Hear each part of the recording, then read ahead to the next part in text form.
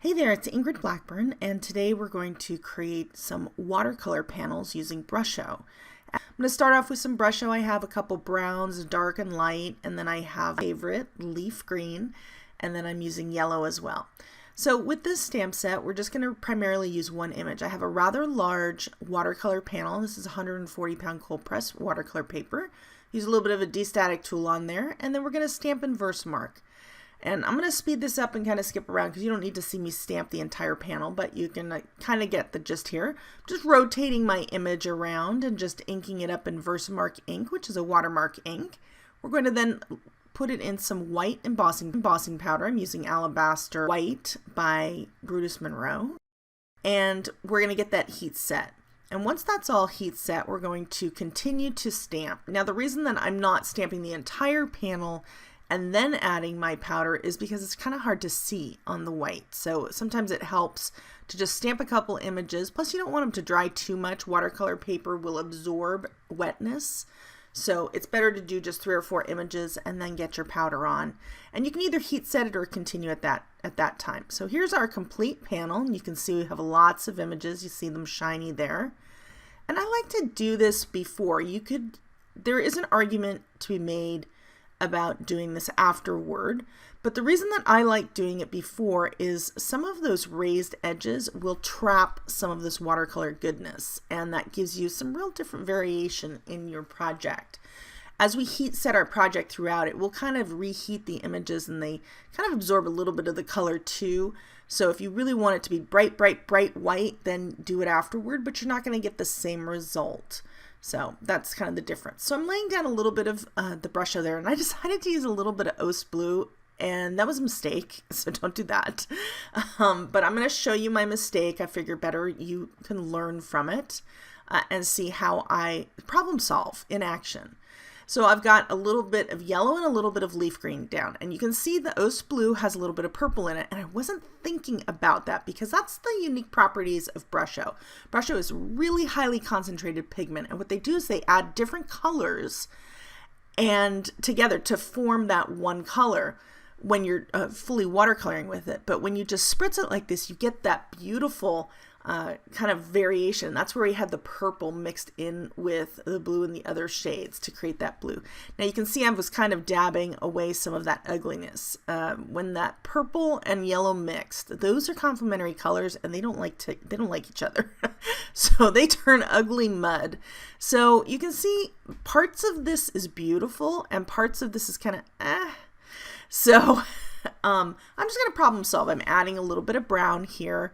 And you can see it's still kind of not really what I wanted. So I'm removing a little bit while it's wet. And that's what you can do. Watercolor is very forgiving. Don't feel like, oh, that doesn't look good. Let me trash this and start over. No, no, no. Try and pull some away, with a paper towel and then add more like you just saw me do there. So we're just kind of brightening up that area again.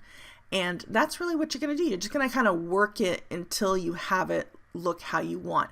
Now after it dries, watercolor is so pretty when it's nice and wet, and then when it dries it becomes a little flat, and that's what you're seeing here. So I'm just kind of dabbing away any excess moisture before moving on. I'm just kind of inspecting my panel.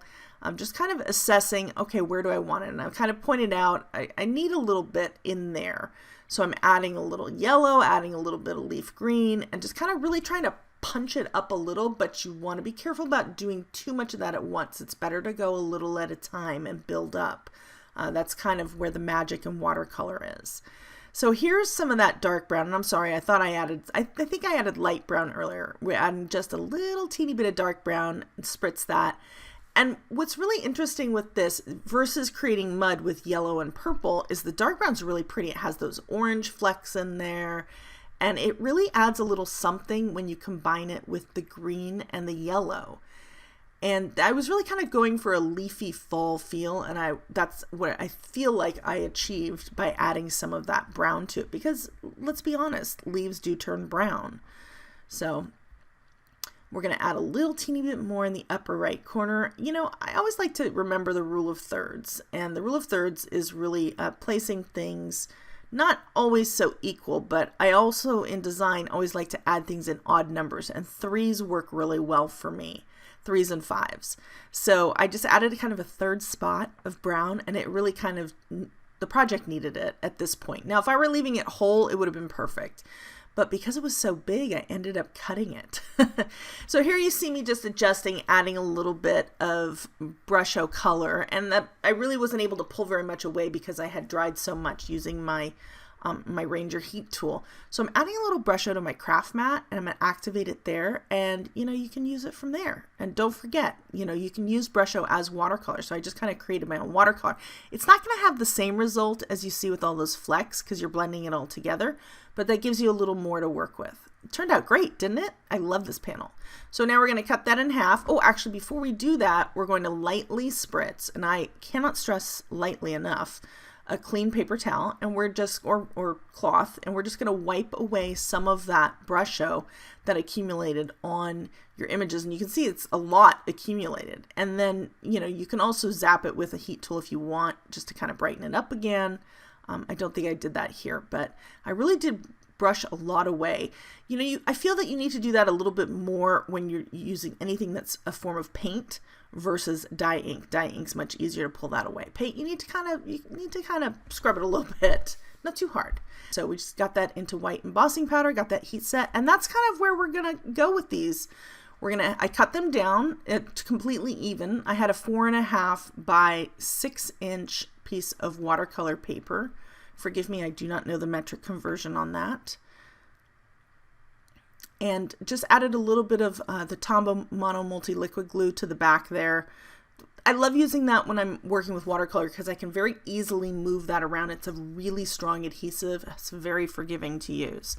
So I always use a bone folder on the back and then pop an acrylic block on top just to kind of hold that down and let it flatten out a little bit. We're going to get those attached. I have them popped up using some foam adhesive squares. And then we're going to add our sentiments by gluing them down. I'm just going to snip the edge really quickly on an angle and then cut the other side. And that's really it. I like to use long straight edge scissors. That way I get a nice straight cut. If you use the little small ones, sometimes it turns out a little wonky. So a little bit of sequins and we're all set. 2 very quick cards, but really cool artwork pieces. I love doing watercolor with Brusho. So I hope you learned a little something. I definitely enjoyed having you here today. Be sure to give this video a thumbs up. That tells YouTube that you want to see more content from me.